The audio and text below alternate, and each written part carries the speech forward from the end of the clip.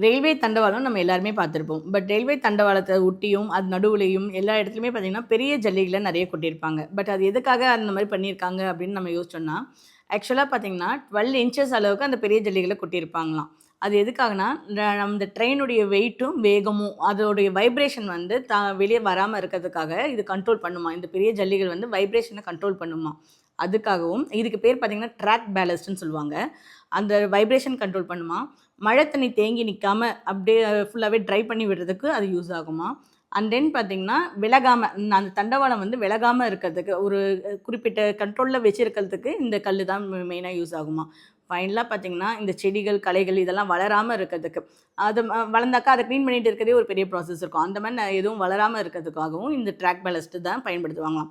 இது எந்த அளவுக்கு போட்டிருப்பாங்கன்னா, 12 இன்ச்சஸ் ஒரு ஒரு அடி உயரத்துக்கு இந்த ஜல்லிகள வந்து எவ்வளோ லென்த் இருக்கோ, அந்த ஃபுல் லென்த்துக்குமே கொட்டியிருப்பாங்களாம்.